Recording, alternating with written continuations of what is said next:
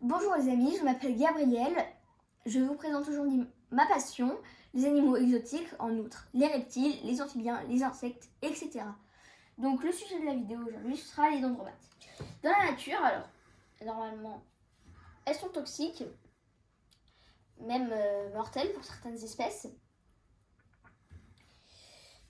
Là, bien sûr, en captivité, elles ne sont plus mortelles. Et en fait, elles sont mortelles dans la nature parce qu'elles mangent leurs proies, qui sont en outre des insectes, des coccinelles, des fourmis, mangent des plantes, se nourrissent de plantes toxiques. Ensuite, la dendrobate mange ces insectes et utilise leurs toxines pour que sa peau devienne toxique. Donc dans la nature, quand elle les touche, pour certaines espèces on meurt et pour d'autres c'est paralysé à vie ou danger, etc.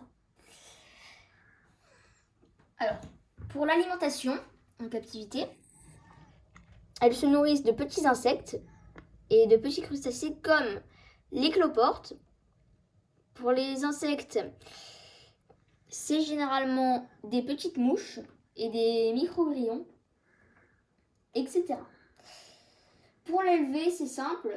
Normalement, il faut un terrarium à peu près 80% d'hygrométrie et une température qui varie entre 21 et 28 degrés.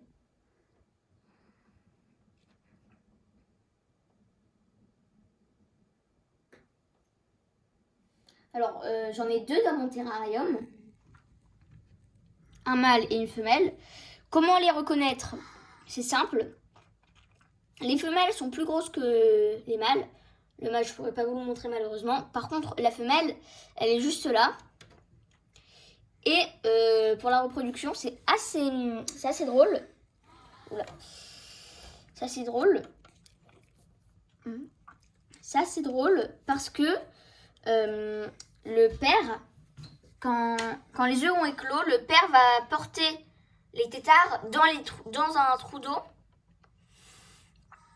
Et le tétard va se nourrir. Pour certaines espèces, attention, d'ailleurs, en captivité, j'ai oublié de le préciser, les tétards se mangent entre eux si on les laisse trop longtemps.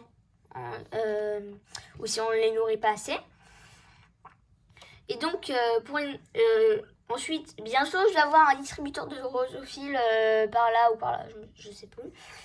Donc, pour l'aménagement du terrarium, le mieux, c'est de mettre des plantes, des broméliacées, des arbustes, des fougères, etc. Enfin, des fougères qui grandissent pas trop. Pour le substrat, moi j'utilise du Earth Mix, mais on peut utiliser de la fibre de coco, etc. Du Forest Floor, etc. Ensuite, il est indispensable de fournir des endroits où les endroits pourraient grimper pour explorer le territoire. Et je vous le dirai sûrement dans une prochaine vidéo, mais je vais bientôt avoir des geckos, des Phaljumac lemeri dedans. Alors, cette espèce, c'est une dendrobate auratus, à la base originaire du Costa Rica. Et dans la nature, elles sont dangereuses.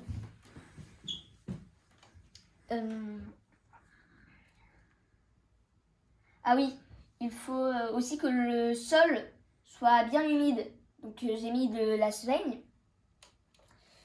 Et avant l'arrivée des dendrobates, on a pris une bouteille d'eau et on a humidifié tout le sol. Merci d'avoir regardé la vidéo. Abonnez-vous et lâchez un pouce bleu.